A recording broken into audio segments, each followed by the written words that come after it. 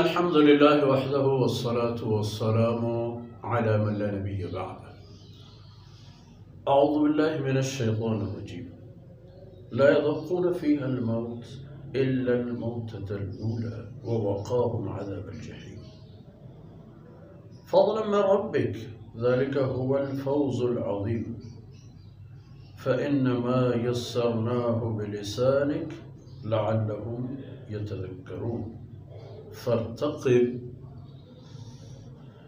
إنهم مرتقبون. سبحانك لا علم لنا إلا ما علمتنا إنك أنت العليم الحكيم. رب اشرح لي صدري ويسر لي أمري واحلل عقدة من لساني يفقه قولي واجعل لي وزيرا من أهلي رب زدني علما وارزقني فهما ثم أما بعد. گرامی قدر بھائیوں بہنوں اور پیارے بچوں، متقین کا تذکرہ تھا کہ عاقبت الامر میں یہ سسٹم جب سارے ختم ہوں گے اور قیامت کی باری آئے گی اور حساب و کتاب اور جنتی اور جہنمیوں کے فیصلے ہوں گے تو جہنمی جہنم میں اور جنتی جنت میں کن حالتوں میں ہوں گے.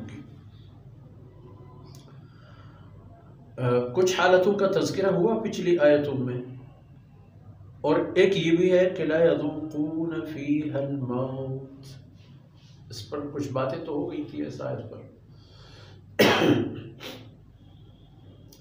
اب انہیں دوبارہ موت سے واسطہ نہیں پڑے گا، موت کا ذائقہ اب دوبارہ نہیں چکھیں گے، وہ ہمیشہ زندہ جاوید رہیں گے، ہمیشہ زندہ رہیں گے اور ہمیشہ سلامت تندرست اور خوشحال رہیں گے.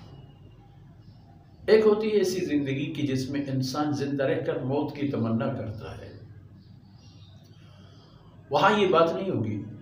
جہنمیوں کی زندگی وہی ہوگی کہ وہ کہتے ہیں یا لیتنی کنت ترابا، کاش کہ میں وجود ہی ختم ہو جاتا.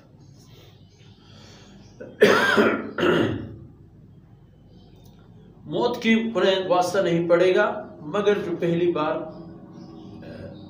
موت سے ان کو واسطہ پڑا وہی ختم.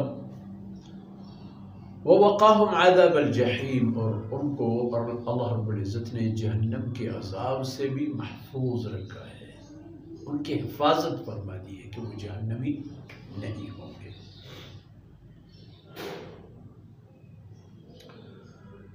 فضلا من ربک، اہل ایمان پر یہ تیرے رب کا فضل و مہربانی ہے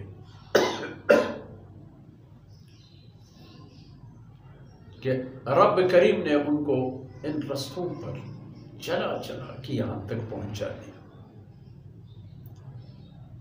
معاشرے سے کٹتے رہے، لڑتے رہے، جھگڑتے رہے، دکہ دیتے اور دکہ کھاتے رہے، مرتے اور مارتے رہے، اور یہ سب کچھ فضل من ربک، تیرے رب کی مہربانی سے ممکن ہوا.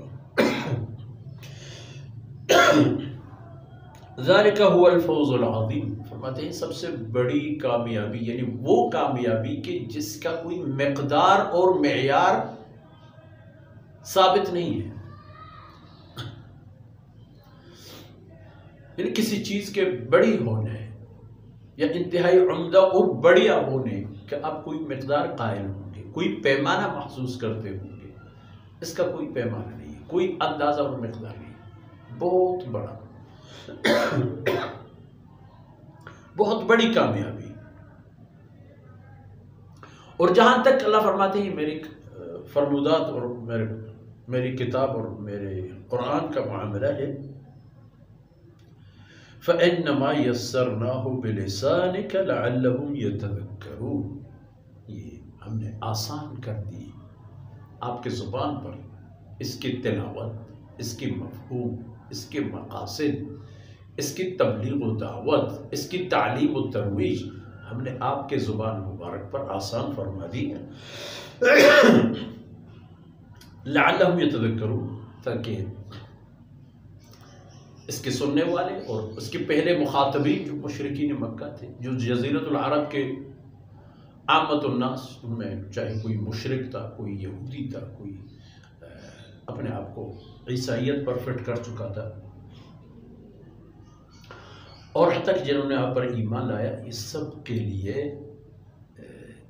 اللہ نے موقع پیدا فرمایا لعلہم یتذکرون، تاکہ وہ نصیحت حاصل کریں۔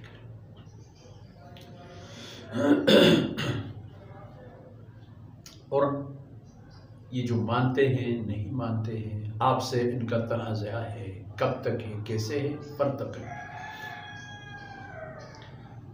ان کے ان رویوں کے انتہا تک پہنچنے اور نتیجہ آنے کا آپ بھی انتظار فرمائیں۔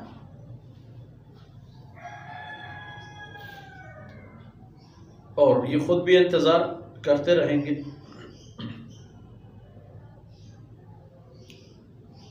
یہ تو یہی سمجھتے ہیں کہ ایک آدمی کیا کر سکتا ہے،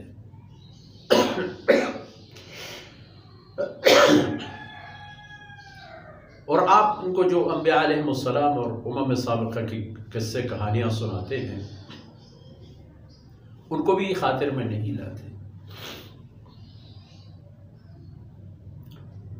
تو دیکھ لینا، وہ دن بھی آنے والے ہیں کہ ان کی بھی وہی حالت ہوگی۔ دنیا میں تو آپ لوگ بھی دیکھیں گے اور وہ خود بھی دیکھیں گے اور دیگر لوگ بھی دیکھیں گے، اور آخرت کا معاملہ وہ تو پہلے سے فیصلہ ہو چکا ہے کہ نبیوں سے لڑ کر جانے والے جہنم جائیں گے، ان کے لیے کوئی دوسری جگہ نہیں ہے۔ ان معروضات کے ساتھ ہی آج کی باتیں اختتام پذیر ہوئے، اور سورہ دخان بھی۔ اللہ رب العزت کو تعین سے درگزر فرمائے۔ صلی اللہ علیہ نبینا محمد وعلی آلہ وصحبہ اجمعین۔